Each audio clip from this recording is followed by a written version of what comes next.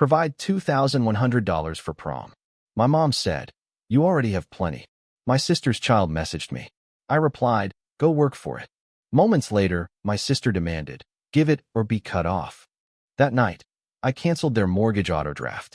By 8:05, my phone logged 63 missed calls. Can you imagine being told by your own mother, "You will regret this," just for finally saying no? For years, I was the family's invisible ATM, always there, always paying, until one night, a seemingly innocent request for a $2,100 prom dress shattered everything, and I finally decided enough was enough. What followed was a battle that ripped my family apart, but also, finally, set me free. My name's Owen. I'm 31, and for as long as I can remember, I've been the reliable one.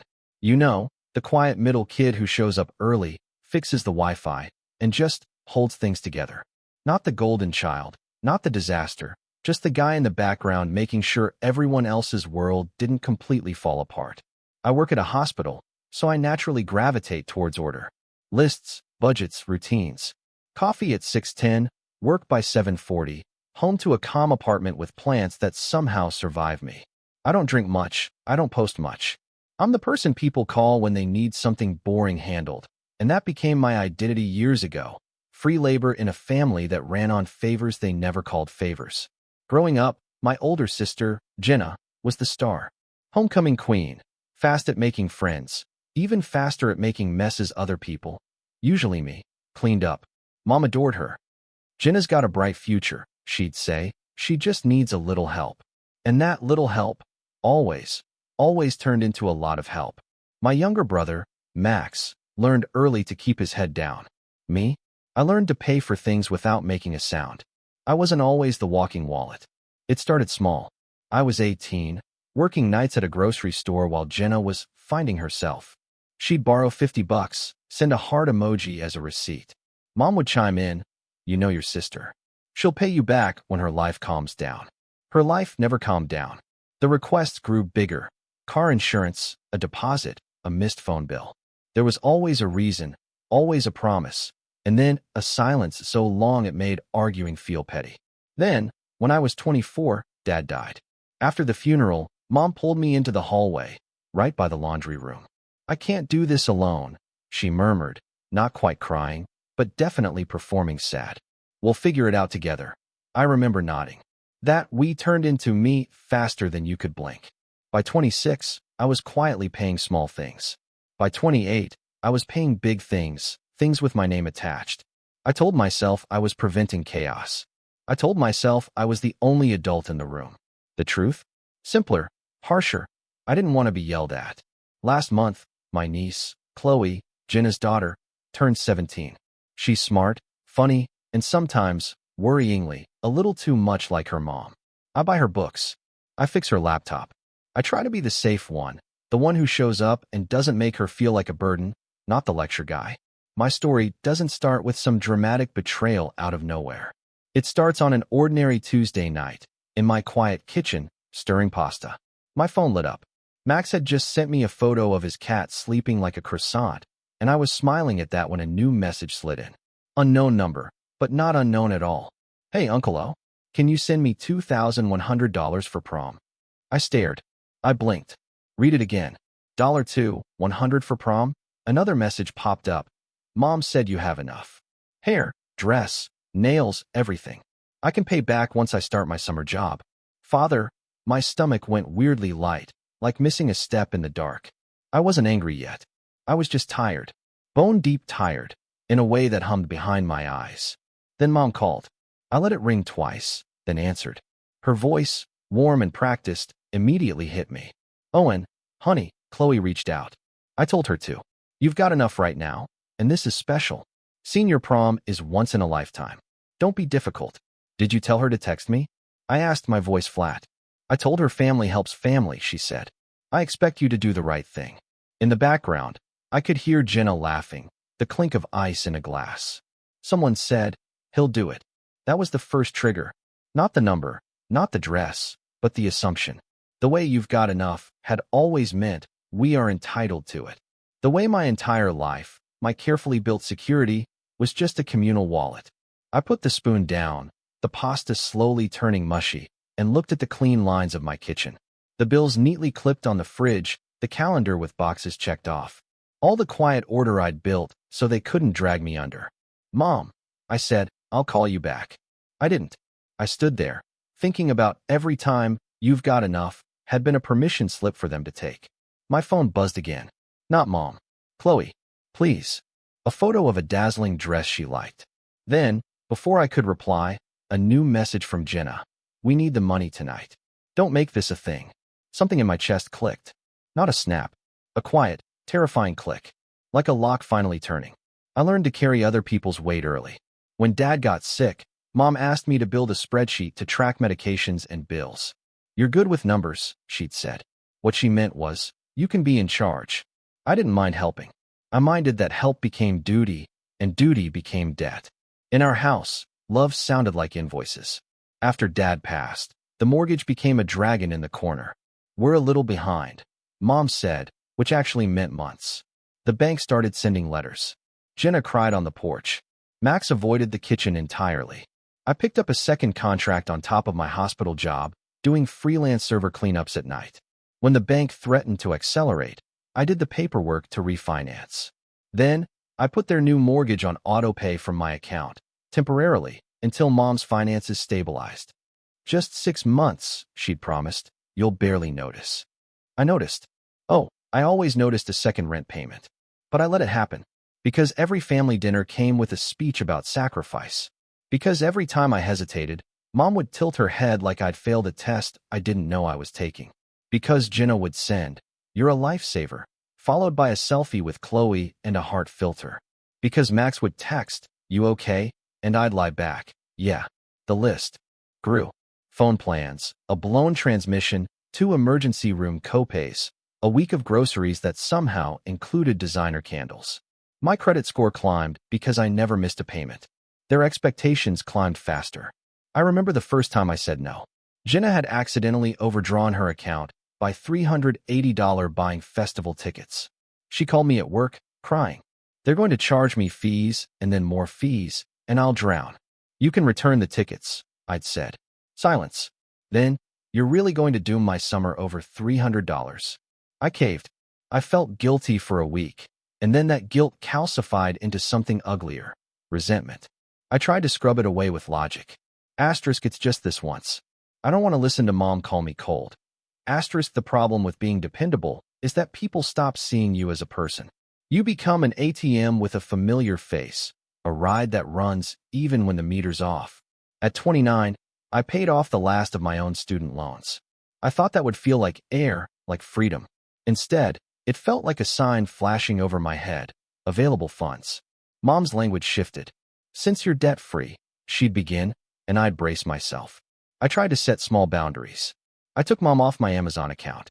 I refused to co-sign Jenna's second car. I told Chloe she could text me for school stuff, but not for her mom's bills. Those lines lasted until the next emergency, then blurred in the usual fog of guilt and only you can help.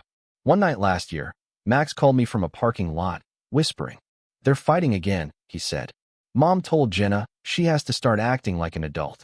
Jenna said she is acting like an adult because she asks you instead of strangers." He laughed, but there wasn't any humor in it. "You know what Mom told her?" "What?" "Owen has enough." I sat in my car outside my apartment and felt my jaw lock. Not anger. Something flatter. Like when a program freezes and you don't bother trying to click. You just sit and wait for it to crash. I started adding up numbers in my notes app. 12 months of mortgage payments. Utilities. Medical randoms. The total made my stomach flip. I scrolled backward. 5 years. A second total. I stared at it until the digits stopped meaning anything. If it had been a friend, I would have called that exploitation. Because it was my family, I called it love. There were small humiliations that hurt more than the big checks. Mom would post photos of family dinners I'd paid for with captions like, "blessed," and never tag me. Jenna would roll up late in a rideshare and joke, "Our family CFO is here." And everyone would laugh. When I got my own new car, a sensible hybrid I'd saved for, Mom said, "Wow, luxury." Like she was already spending it in her head. Max tried in his way. He'd Venmo me $20 with a note like, "for putting up with us." He'd say, You know, you don't have to, right? And I'd say, I know, and then keep doing it. He kept his head down because that's how he survived. I kept my head down because it's hard to lift it when you're carrying 4 other heads. Boundaries. My coworker Maya said once, after I'd told her a sanitized version of my life. Say the word out loud. Boundaries, I'd whispered. Louder, she'd urged. I couldn't make my voice rise. So, when Chloe's text came, $2,100 for prom, hair, nails, dress, limo, shoes, everything. It wasn't just about a dress. It was about how quickly everyone reached for me without ever looking at me. It was about the way Mom said, "You've got enough," like she was reading my bank app over my shoulder. It was about how they'd trained me to believe love was measured in transfers. My phone kept buzzing that Tuesday night. Chloe again. Aunt Tessa's girl spent $3K last year. I don't want to be the only one looking cheap. A prom mood board followed. Spray tan, rhinestone clutch, makeup trial, photographer. Then Jenna. We need the money tonight. Prices go up tomorrow. Then Mom. Don't make this difficult, Owen. Don't embarrass your niece. You of all people know what it's like to be invisible. Invisible. That word landed like a cold coin. Funny thing about invisibility, you can see everything while no one sees you. I typed, erased, typed, erased. My thumbs hovered. In the end, I sent Chloe 4 words. Earn it, kiddo. Oh. She replied with a string of question marks. Jenna followed with a paragraph. I told her you'd pay. Pay or you're cut off. Don't play games with my daughter. Cut off from what? The privilege of covering their life? I put the phone face down and listened to the water running in the sink. The apartment was quiet in that way that makes you aware of your own breathing. I could hear the neighbor's TV through the wall, a sitcom laugh track repeating every 20 seconds. It felt obscene. The family group chat started blowing up. 7:22 p.m. Jenna. Since Owen wants to humiliate Chloe, everyone can see who he really is. Mom. Owen, call me. Max. Maybe we can talk? Jenna. Stay out of it. Max. Private message to Jenna. Me. I'm not paying $2,100 for prom. Jenna. Asterisk you're rich. Stop acting poor. Asterisk me. Asterisk I'm not rich. I'm responsible. Asterisk Jenna. Asterisk same thing. Send it. Asterisk me. No, she called. I let it go to voicemail. Then Mom called. Then Chloe. Then Mom again. At 7:54 p.m., Mom texted, asterisk if you don't want to help Chloe, that's your choice. But actions have consequences. Don't forget whose name is on certain things. Asterisk I stared at that message for a long time. My name was on their mortgage autopay. My name was on the emergency card Chloe used for books. My name was on the stupid Hulu account that everyone fought over like it was gold. I'd done all of that on purpose, once, because I thought control would make me feel safe. It didn't. It just made me responsible for messes I didn't create. At 8:11 p.m., Jenna again. Hey, or you're cut off. I typed, from what? 3 dots. No answer. An hour later, Mom called, and I answered. She skipped hello. You're being cruel, she said. You're punishing Chloe for my choices. Don't use a child to make a point. I'm not punishing anyone, I said, my voice steady. I'm stopping. Stopping what? Her voice sharpened, fear starting to edge into it. Everything, I said, calm like laying a card on a table. I'm done being your bank. I'm done being your backup plan. I'm done paying a mortgage on a house I don't live in while being told you've got enough. You promised your father you'd take care of us, she snapped. I promised I'd help, I said. And I did. For years. I took a breath. This isn't about revenge. This is about closure. Silence. I could hear her breathing. I could hear the clink of ice in a glass again. I could hear my own heartbeat in my ears. You will regret this, she said finally, each word clipped and cold. I already regret not doing it sooner, I replied. Then I hung up. I logged into my bank. I opened the autopay dashboard I'd set up 3 years earlier, the one with their mortgage circled like a planet I orbited. I hovered over the toggle that had always been green. My hands weren't shaking. That surprised me. I thought they would. I clicked it off. A warning popped up. Are you sure? I clicked yes. Then I removed my card from the emergency account Chloe sometimes used, quietly, because she deserved dignity even if her mother didn't. I left the Hulu, let them keep the sitcom laugh track. I sat in the dark, the glow of the monitor fading, and waited for a wave of panic that didn't come. What came instead was a steady quiet, like a fan finally switching off in a room you didn't realize was loud. I slept well for the first time in months. At 8:05 the next morning, my phone showed 63 missed calls. Mom, Jenna, unknown numbers, 1 from the bank, 2 from Max. The group chat had 112 messages, most of them variations on answer your phone. I made coffee. I fed the plants. I sat at my small table and opened my notes app. I wrote a list titled, "What I pay for that isn't mine." Then I wrote another list, "What I choose." At 8:17, Max texted, "You okay?" Me, "Yeah, Max. They're melting down." Max, "I know. You really turn off the mortgage." Me, "Yes, Max. Max, proud of you." The thing about stopping is that people who benefited from you moving will try to push you again. They will tell you your brakes are broken. They will tell you stopping is dangerous. They will tell you you've always moved, so moving is love. Wednesday afternoon, Mom showed up at my work. Security called up. "Your mother is here," the guard said, tentative, like he'd been handed a bomb. I met her in the lobby. She wore her courtroom face, the one she uses for getting discounts at customer service.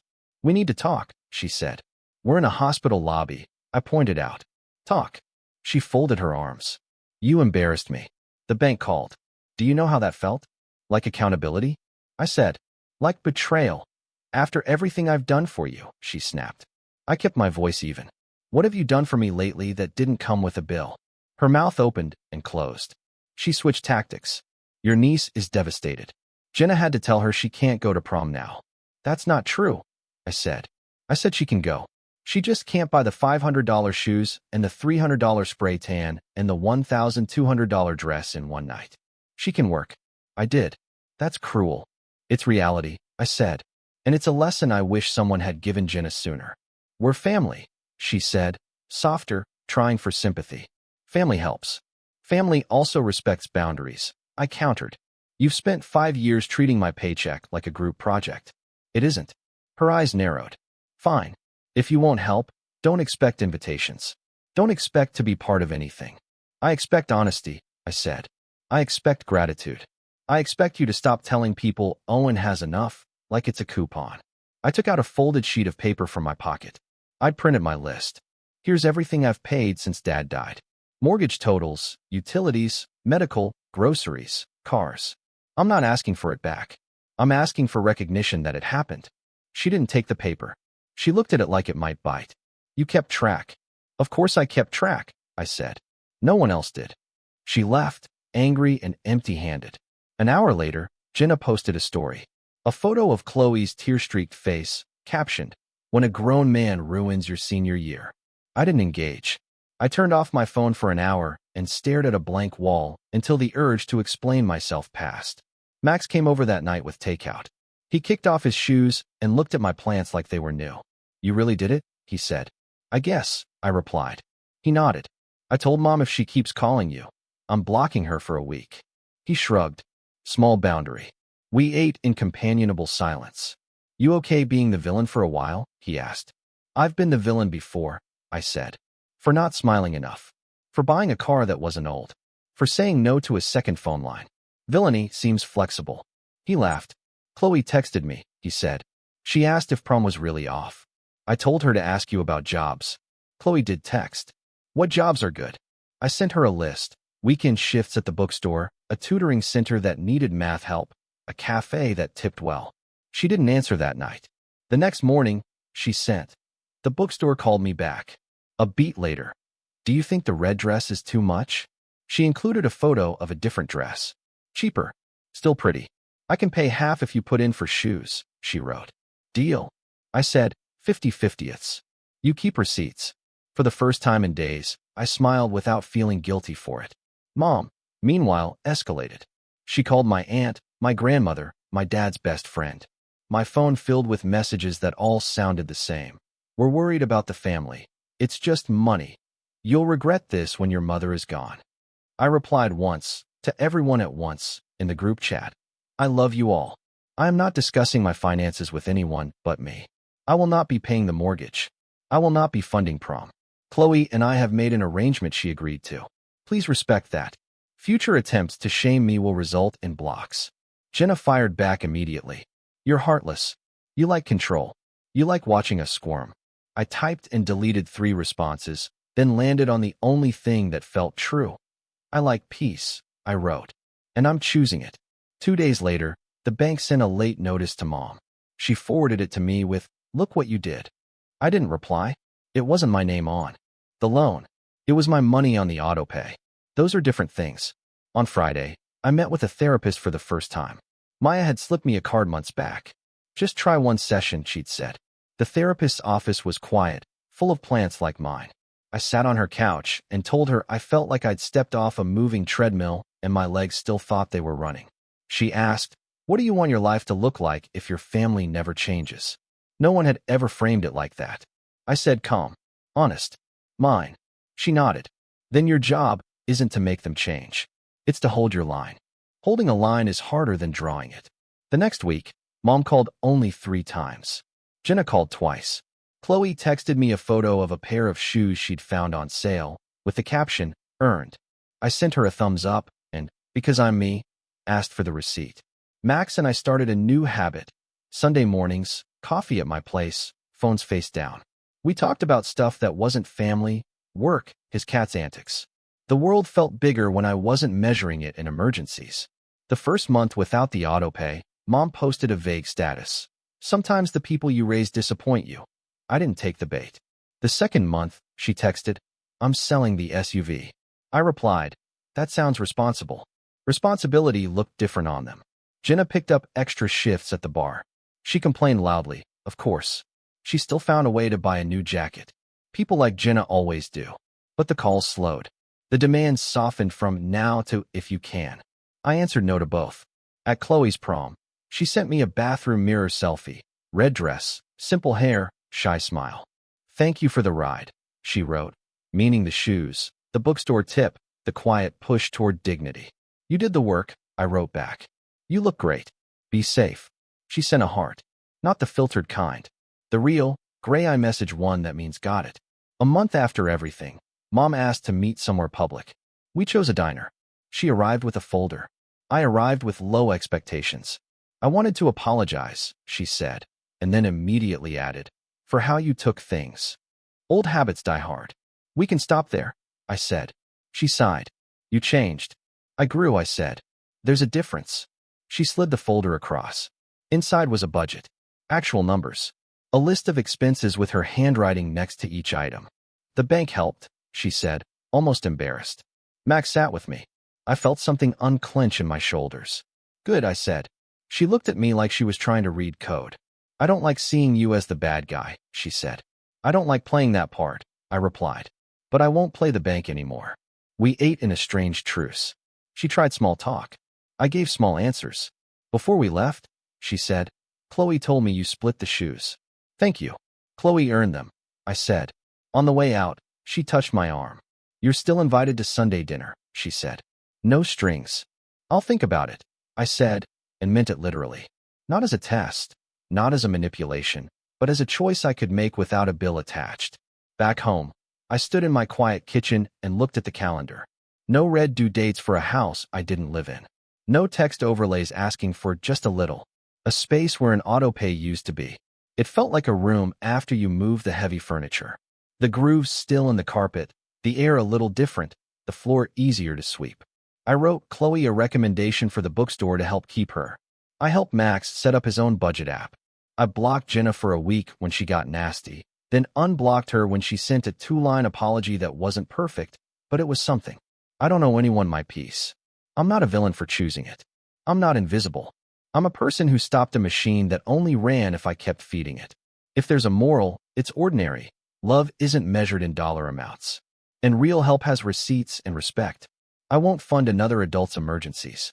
I won't apologize for boundaries. I won't let "you've got enough" turn into "we get to take it." I still make coffee at 6:10. I still get to work at 7:40. I still come home to plants that are somehow surviving. And when my phone lights up now, it's mostly boring things. Max's cat asleep like a croissant. Chloe's work schedule. A photo of shoes with the caption "paid." It's not dramatic. It's better. It's mine. What would you have done in my place? Have you ever had to draw a line with family like this? Tell me what you think. I really want to know in the comments below.